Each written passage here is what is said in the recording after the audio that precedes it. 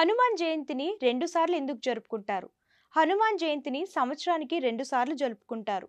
ఒకటి చైత్ర పూర్ణమి పుట్టినరోజు, రెండవది కార్తీక కృష్ణ చతుర్దశి విజయ అభినందన మహోత్సవం.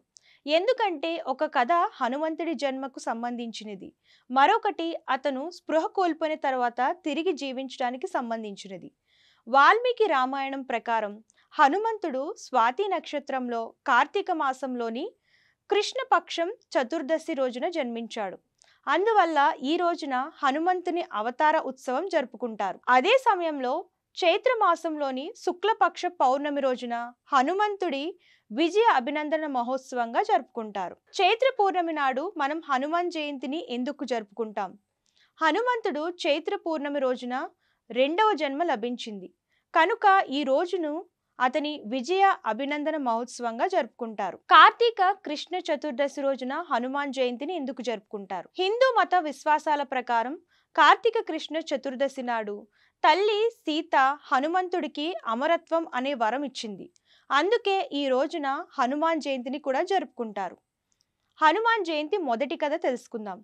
పురాణాల ప్రకారం ఒకసారి హనుమంతుడు చాలా ఆకలితో ఉన్నాడు. అప్పుడు అతనికి సూర్యుడు ఒక పండుగ కనిపిస్తాడు. దీంతో దాన్ని తినడానికి పరిగెత్తడం ప్రారంభిస్తాడు.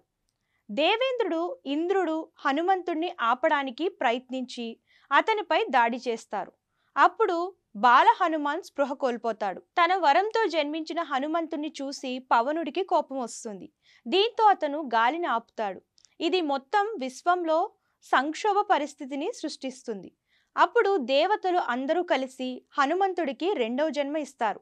అది చైత్ర మాసంలోని పౌర్ణమి రోజు. అందుకే ఈ రోజున హనుమాన్ జయంతిని జరుపుకుంటారు. హనుమాన్ జయంతి రెండవ కథ. మరొక పురాణం ప్రకారం హనుమంతుణ్ణి భక్తి అంకిత భావాన్ని చూసిన సీతాదేవి అతనికి అమరత్వాన్ని ప్రసాదిస్తుంది. హనుమంతుడు ఈ వరం పొందిన రోజు అది కార్తీక మాసంలోని కృష్ణపక్ష చతుర్దశి తిథి. అందుకే ఈ రోజున హనుమాన్ జయంతిని జరుపుకుంటారు.